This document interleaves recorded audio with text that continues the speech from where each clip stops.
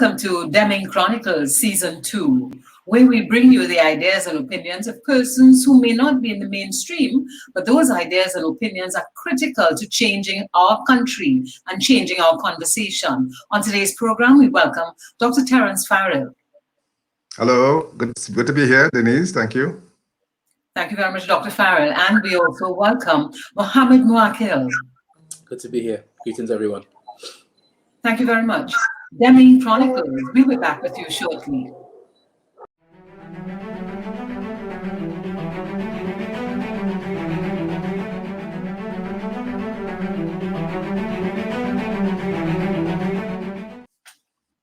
Welcome to Demming Chronicles Season 2. And on this week's program, Dr. Terrence Farrell. And Dr. Farrell, I want to start the ball rolling.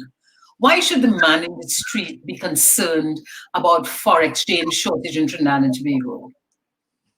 Well, there is, in a sense, a shortage of foreign exchange, meaning that for anybody who wants to get foreign exchange now, it's certainly not as easy as it was, let us say, 4 or 5 years ago.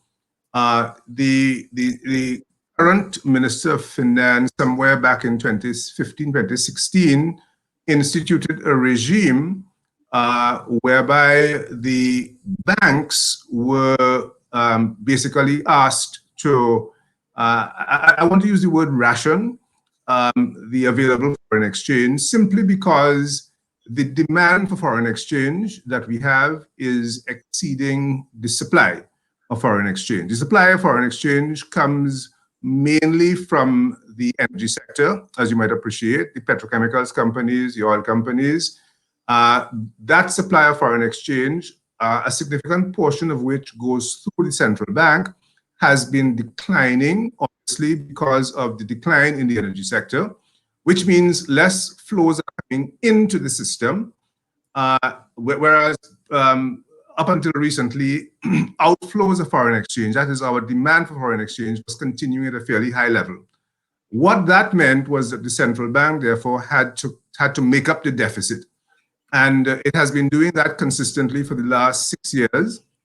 And as a result of that, our foreign exchange reserves have been falling steadily since the last quarter of 2014, from a high of about 11.5 billion US dollars down to where it is at the end of February. We are down to about 6.7, 6.8 billion dollars. So the banks have been, I use the word rationing, meaning that if you go to the bank and say, I want X thousand US dollars, the bank may tell you, we don't have that, and come back in 2 weeks. For people who want significant amounts of foreign exchange to pay for things, they have to wait a fairly long time. And also, it happens to be the case that particularly for certain kinds of transactions, for example, payments of dividends, foreign companies who want to remit dividends to their head offices, insurance companies who want to pay for reinsurance, which is critically important for the insurance industry, have found that they have had a lot of difficulty getting the amount of foreign exchange that they need from the commercial banks in a timely fashion. And Dr. Farrell, the issue of this foreign exchange is tied up with the way we consume things. And there's a view that our consumption pattern is really what we're seeing. Do you have any comments on that? It really means that you're saying that the citizen is responsible for the foreign exchange problem? No, I wouldn't say that. I mean, you know, my own view on that is that I believe that people should consume whatever they want to consume. If you want to buy a foreign trip to go to visit Afghanistan, then my view is you should do that. What I do say is that the price of foreign exchange ought to reflect the country's ability to generate that foreign exchange. And right now, the price of foreign exchange, that is to say the exchange rate, is cheap relative to the demand for foreign exchange. In other words, we are holding the exchange rate at a level which has created this excess demand for foreign exchange. The position of the government is that there will be no exchange rate adjustment. And as a consequence of that, you have all of this discussion about whether we are consuming the right things or the wrong things. If people want to consume apples and grapes and they want to consume foreign stuff, then my view is, yep, pay for it. Yeah. Let the exchange rate at a level that will cause people to think twice and three times about what they buy and how they spend foreign exchange. Could you explain to me how is it that the official exchange rate differs to the exchange rate that I could go on the street and get? The exchange rate on the street is much higher than what the official bank rates are. What is happening there? Well, what's happening there is a black market. So whenever you have a situation in which the demand for something, it could be anything, in this case it happens to be foreign exchange, where the demand for something exceeds the supply, the people who have it, people who have foreign exchange, have an incentive to get the best possible price that they can for it. So rather than the people who are earning foreign exchange, turning that foreign exchange over to the commercial banks, which they are by law required to do, the view is that they will keep it and then they will sell it to you on the side. So it doesn't flow into the commercial banks. And rather, they would then make arrangements with people. So people are paying, from what I understand, $8, maybe $8.50 for $1 US. And that's a natural consequence of the situation. It's the flip side, if you like, of the rationing that we have. Demand exceeding supply, the suppliers hold back. They may keep it and sell it where they can get the best possible price. So is it an indication of what the real exchange rate ought to be? No. and that may be a little bit surprising. It is an indication of what someone, any person who desperately wants to get foreign exchange, what that person is prepared to pay for it. In other words, it's what economists would call the marginal demand for foreign exchange. So it's a reflection of you see, for anything, you might like a dress so much that you are prepared to pay much more than some other individual for that particular dress, right? So what you're prepared to pay the right price, the wrong price? So the black market price, to put it bluntly, simply reflects what people who really want that foreign exchange right now and need to make payments right now, and therefore, rather than wait at the bank and pay $6.79, which is what the official selling rate is that you get at the bank, I'm going to pay $8.50 because I need to get that foreign exchange now. Now, if the system were to be liberalized in the sense that we allowed the market to express the true price, if you like, the exchange rate will move, and it will be higher than where it is now. Whether it will get to what the current black market numbers are, I think it's unlikely, but it's very hard to guess as to where it might settle. But my takeaway from that is that it might be hard to guess, but we're sure it's going to be more than what we pay currently. Unquestionably, because they're foreign exchange, yes. And an important point, though, Denise, is that prospectively, when we look at what's happening in the energy sector, which is the source of the foreign exchange, it is not looking very propitious in terms of, for the future, for the inflows of foreign exchange coming into the system. And therefore, and this has always been my view, and I've been arguing this for the last 5 or 6 years, that what we are seeing in respect of the energy sector is not just simply a short-term blip, and we're going to come back to some nice position where we were 10 years ago, that we are in a structural decline in the energy sector, and therefore the economy has to adjust itself to this new situation. And in the absence of that adjustment, what can we look forward to? Well, what will happen? Well, what we can look forward to is that our foreign exchange reserves will continue to decline. Right now, the central bank is putting in maybe about 100 million US dollars per month, so that if that rate remains, we are going to be losing $1 billion US dollars a year. But it is also the case that COVID-19 has damped down the demand for foreign exchange. So demand is also down for foreign exchange. People are not traveling, people are, businesses are closed down, there's less demand. Once things begin to open up again, and once hopefully you get some growth in the economy, then the demand for foreign exchange is going to increase, which means that the gap is going to become wider. And the pressures on the central bank to make up that deficit is going to increase, and the foreign exchange reserves are going to fall even faster. So what can we look forward to? We can look for, unless something happens, we can look forward to a situation where the foreign exchange reserves will continue to decline.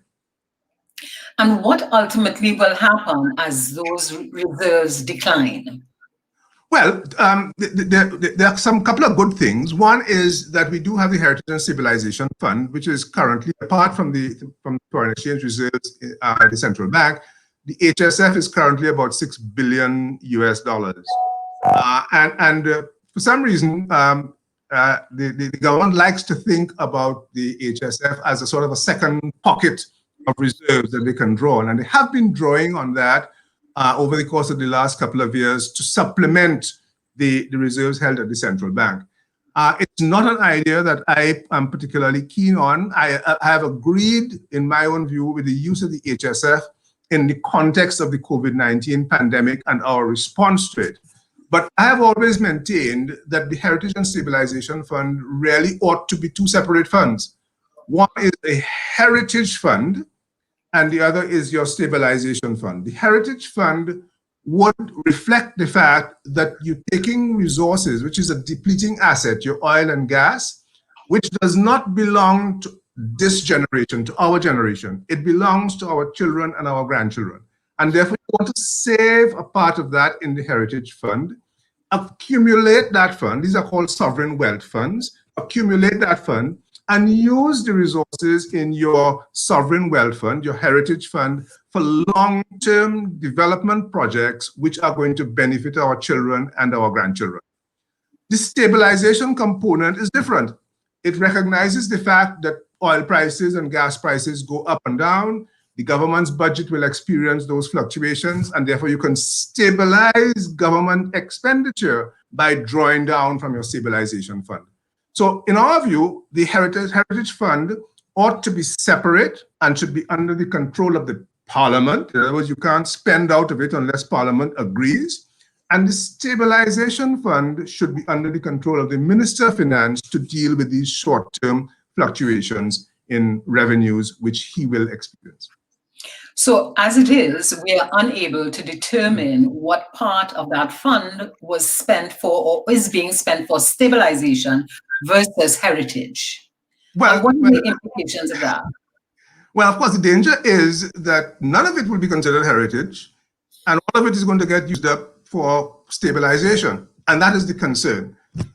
There's another related concern, and that is that the external investors in Trinidad and Tobago US dollar bonds, because we do issue external bonds which are held by people outside of Trinidad and Tobago.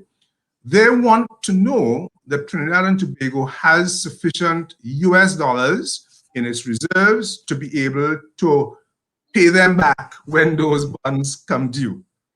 And I think that they are going to be concerned. The foreign investors in our bonds are going to be concerned about the fact that we are drawing down our international reserves at the rate that we are, and that we are using the HSF resources to supplement that with no end in sight. There has to be an end in sight. I think there has to be a situation where we can say, well, look, this is going to come to an end and things are going to change. At this point in time, I can see no end in sight. So it could have some consequences for our ability to borrow overseas going forward. And as we bring this interview to a close, Dr. Farrell, give me one idea, two ideas. What could we do? Well, I have always maintained, Denise, that there are three imperatives that we have. And this is going back to what I've said for the last 5-6 years. The first one is adjustment. The fact is that given the decline that we've experienced in the energy sector, we have to adjust. Our incomes have declined and we have to adjust our expenditure to our incomes. Secondly, we have to diversify the economy. We can no longer try to run this economy on the one engine that we have, which is the energy sector. We have to diversify, and that requires a significant amount of effort, a significant amount of strategic thinking. And the third thing that we require is what I call transformation. That is to say, we need to change our institutions, reform. The Constitution needs to be reformed. We need to reform things like our judiciary, our service commissions. We need to reform the public service. We need to reform the police service and the police service commission. We need to reform a lot of things about our culture and our attitudes in society. So we absolutely need to have institutional reform, which I'm calling transformation. And on that note, thank you very much, Dr. Farrell, but I want to invite you back to our program because you've raised significant issues of transformation, issues of adjustment. Demming Chronicles. We'll be back with you shortly.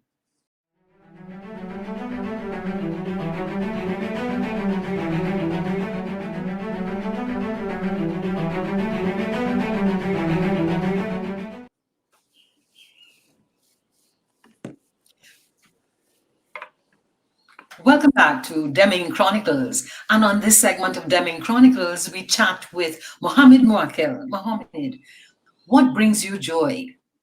As a creative, creating, I guess, but also diving. You know, being deep under the sea, there's a different kind of silence there that only a diver would know. You know, so the ocean. Yeah. So the ocean and creativity brings you joy, but the ocean to me seems to be in threat at the moment because as an island economy, we're not doing very much to preserve that ocean and it is being polluted. Do you have a comment on that? Yeah, we hear stories from fishermen and from divers of 20 years ago what the fish stocks were.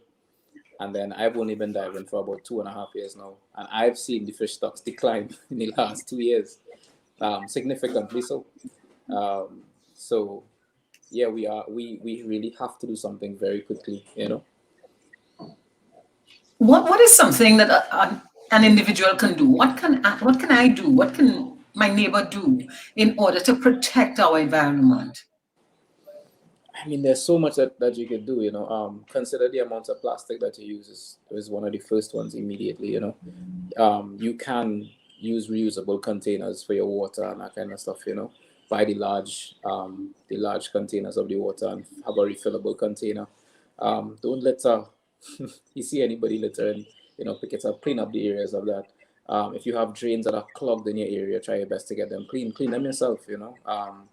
There is a lot that you can do. There is a lot to be mindful of it. You know, use reusable bags when you go to the grocery as opposed to plastic bags. Really, plastic reduction is a major one on the list. But Mohammed, you're a creative. You're involved. Well, you have been involved in parties. You've been involved in producing shows and so on. When I go to those shows, the use of plastics is phenomenal.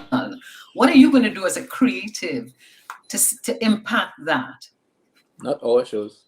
Our last concert was a zero waste concert. Not my show. Other shows. And I could speak about it within the fraternity. You know, a lot of the festival, for instance, like New Fire Festival is a zero waste festival, at least they attempt to be. And so there are some young creatives who are paying attention and trying to go in that direction. You know, the most we can do for our peers is try to give them the message about it. You know, and try to establish practices that become the norm.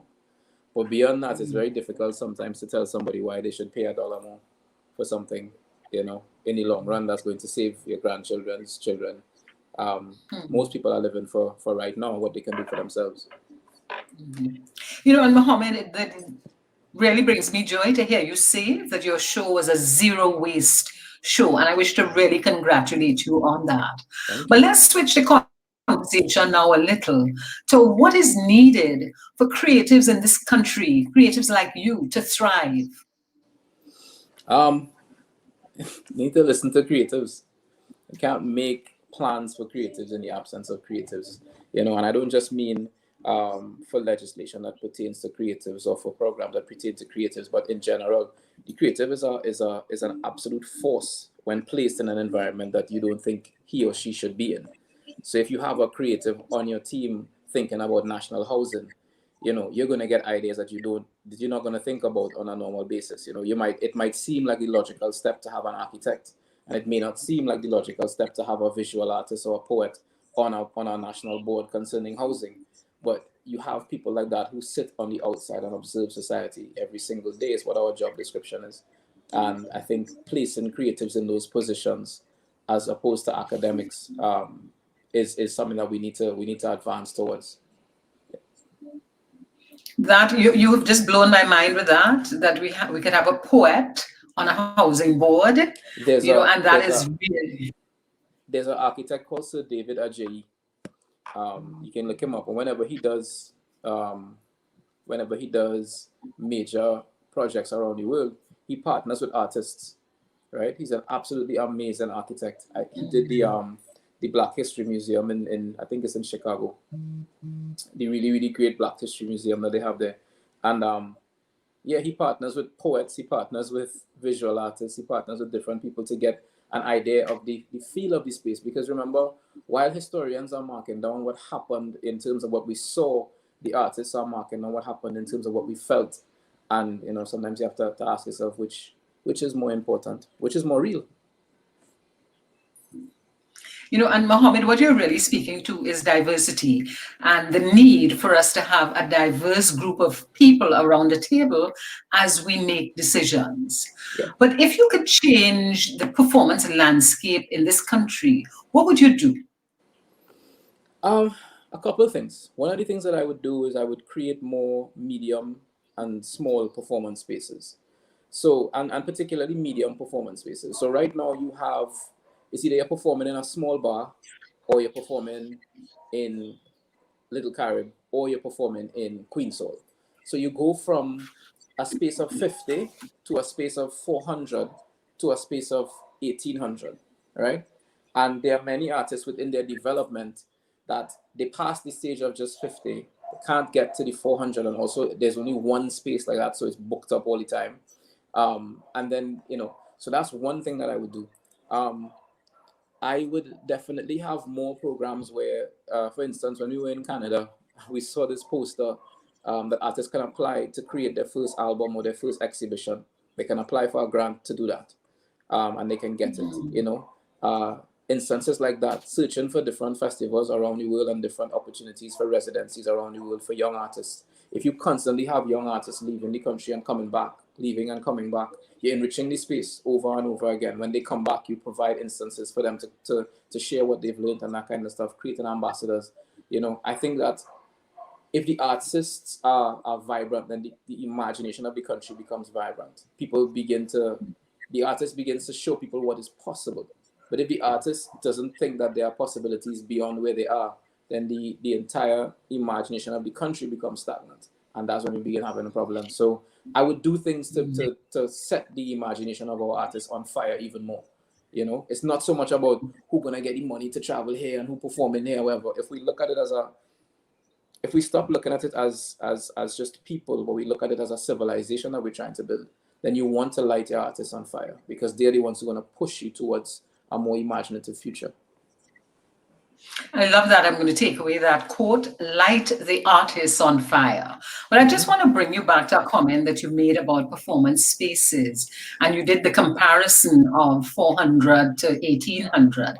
I thought that our community centers, that the concept behind our community centers was that they would be performance spaces. Is it that they don't work? They're square boxes made of concrete. They're echo chambers. They're not built for performance. The stages are usually 3-4 feet squarely off the ground, and then there's bare floors outside. the spaces are not, they're not modern spaces. We could get into the technical stuff of it, but they're basically not modern spaces. They're spaces that look like they would have looked like 50 years ago, right? It would be better for me, in my opinion, to join together two or three different parishes and say, well, okay, this is going to serve these two, and you build one very modern community center to serve all of that, a large community center, as opposed to building all these little spaces that basically are only good for hosting town hall meetings and little bake sales and that kind of stuff. We have to take it into our modern era, because the children who are being born now, they're going to look at those spaces and they're not going to be interested in them. You know what I mean? The time for just these simple concrete structures that we slap in the middle of a community with a roof over it and say that's a community center, that's not a vibrant space. It's not a living space. It's not a welcoming space, you know? And so, no, the community centers, they're not fulfilling the purpose. I mean, just listen to the name, you know, it's supposed to be the community center, you know? Are you creating a space that can center the community? And that's what I mean by introducing the artist, right? So the architect will hear, unless he's also an artist himself, he will hear community center, and he knows what a center is, and he build a community center. But the artist now will listen to the words and will say, are you building something to center the community? What does this community need to center it? Therefore, each community will have different needs, and each community center will look different, you know? But, you know, I can hear someone pushing back on that and saying, you know, we need to have some consistent footprints that we can just roll out across the country. What you're saying is that you need to build spaces and adapt them to the needs of the particular community. And I really have no difficulty with that. But let's look at how could the cultural sector be an income generator? Because that's a big conversation that we have. By diversifying in exactly the same way. So this year, for example, the NCC came out and said that there'd be no carnival. What that meant to me and many other creatives was that there'd be no imagination on their part, right? Not that the circumstances were negating the ability for us to do something, but that the effort of thought that was required in order to create something, they were not willing to do it. And so a few of us, we jump out and we did our thing, right? So we created the film Lavway, and we did mass, right? And those were two things that were pioneering for the space, right? In terms of Lavway, we've not seen carnival in film like that, and in terms of mass, we've never had plays that, well, on that scale, that want to be that scale, because what we're talking about ultimately is something that's on the scale of Lion King, is what we're building towards. You have to imagine it. Everything comes down to imagination. And if you want to make money off the sector, you can't keep thinking in the same old ways. You have to sit down and ask yourself, not only what we want to do, but what does the world need? What does the world require? And what are we good at providing? You know, it may not seem simple, and in some ways it won't be to construct it, but we have the ability to think our way and to imagine our way out of these situations. I think from a very young age, though, we are taught to downplay our imagination. You know, I mean, it's cried down all the time, when in truth and in fact, it's the only thing that's going to save us. Politics will not do it. Money will not do it. You have all the money in the world and don't have a clue how to get yourself out of a situation. You know, we just need to have a group of dreamers who are trusted, you know, and allowed to fail. Yeah. Mohammed, you know, a group of dreamers who are trusted. Trust is a big issue in this country. How do we gain trust? Because when you see how things play out, we see a lack of trust. So how are we going to begin to trust each other? Well, we have to realize that if we don't start doing it, we're going to die. We're going to fade away into obscurity. We're going to end up being a footnote in history if we're not careful. I mean, and it's happened to so many civilizations who thought that they would never fade, where the older generation didn't trust the younger generation, you know, which is kind of ironic, right? You put me through your system, which is supposed to prepare me for life. I go through your system, I excel at it, I come out into it, and then you don't provide me with the opportunity to tell you what the world looks like from my point of view, right? So you are at a different point on the mountain, and I'm at a different point, and then there are people below me. You can no longer hear the echoes of those below me, but I'm hearing them, right? You can hear me to some extent, but you don't really understand what the temperature is where I am, how hard it is to breathe. And I'm telling you that you're never going to understand those lower down. You're losing the connection. to all of that. And yeah, we have to listen. We have to listen. If we don't listen, we're going to be lost. All right, and as we bring this interview to a close, Muhammad, there are a number of voices, young voices that are fantastic, but they're not in the mainstream. What advice do you have for undiscovered voices who are passionate about what they're doing? Pay attention to your craft, first and foremost. And when I say that, I don't mean simply the technical ability to create, but pay attention to what it is you are crafting out of the uniqueness that is yourself, right? Whatever you are making, if it is you, if it is sincerely you, then it's going to find a place in the world, because there's nothing else like it. It'll be like a one-of-a-kind diamond, or even more important than that, because it has never existed before, and it'll never exist again. And if you can tap into that, really and truly, everything after that will only be technical questions. I would say to anyone who wants to be an artist, who wants to be a creative, and wants to find their way into the consciousness of a society, and you must find what is the uniqueness of your own thread? What are you giving? Because Pat Bishop once said that art is the well-making of what needs making, right? And you have to ask yourself, what is it that you can provide? And to some artists, that might sound very concrete. Like we might think in those terms, you know, well, I'm not making chairs. No, but people need things that are intangible as well. People need to wake up to certain realities, and are you able to wake them to those realities? People need a lot of things from artists, but you have to figure out where you're going to stand. Don't just assume that the world is going to place you somewhere. Where do you stand, and how are you going to build that position and be strong in that position, and not to be afraid, not to be afraid. There's nothing good will come from fear. Thank you very much, Muhammad. And if there are 3 pearls that I'll take away from this, is one, we need to light the artists, light the talent on fire so that they can forge away. Secondly, that artists or people who are passionate need to pay attention to their craft, really figure out what is required.